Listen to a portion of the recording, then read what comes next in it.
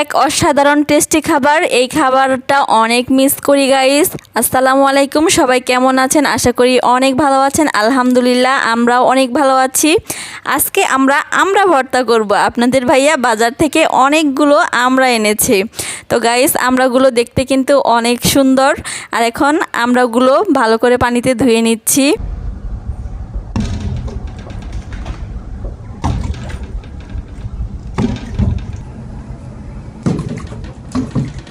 আর এই তো আমরাগুলো ভালো করে হাত দিয়ে কষলিয়ে পরিষ্কার করে নিচ্ছি। তো গাইস আমি যেহেতু সবগুলো আমরাই ভর্তা করব না, কিছু আমরা নিয়ে আমরাগুলো পরিষ্কার করে এখন আমরাগুলো ছিলিয়ে নিচ্ছি।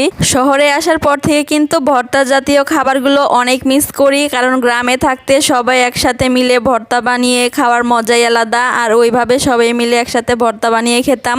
তো গাইস আমার আমরাগুলো ছিলানো শেষ। এখন আমি একটা গ্রেটার মেশিন নিয়ে নিয়েছি। এখন আমরাগুলো গ্রেট করে নিচ্ছি। আর গ্রামে ভর্তা বানিয়ে খেলে কিন্তু গাইস আমরা প্লেটে বা বাটিতে নিয়ে খেতাম না, আমরা কিন্তু কলাই পাতায় করে খেতাম। এই ভর্তাটা কিন্তু কলাই পাতায় করে খেলে অনেক ভালো লাগে।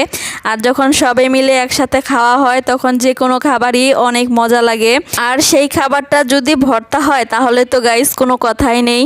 তো গাইস এই তো আমার গ্রেট করা হয়ে গেছে। আর এইদিকে দেখুন সানিহামণি আমরার বিচিগুলো নিয়ে খাচ্ছে, কারণ আমরার বিচি তো একেবারেই টক নেই। আর এইদিকে কিন্তু আজকের আকাশটা অনেক সুন্দর, সকাল থেকে ঝলমলিয়ে রোদ উঠেছে আর অনেক সুন্দর বাতাস।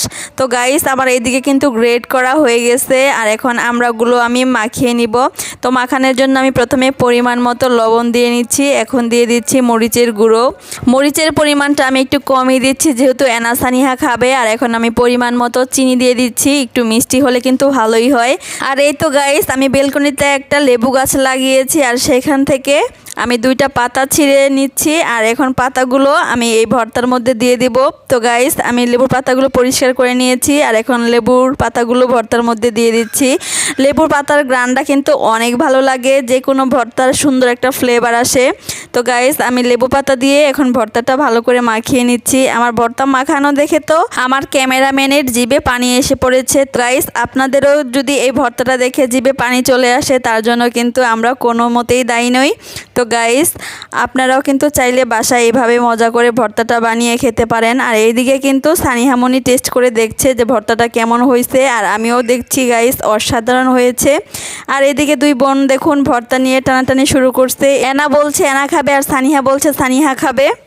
আম্মু আমাদের জন্য ভর্তা বানিয়েছে, তো আমি একটু টেস্ট করে দেখি কেমন হয়েছে।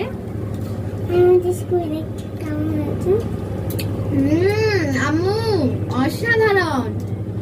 সানিয়া তুমি খেয়ে বলো তো কেমন হয়েছে? অসাধারণ। তাই?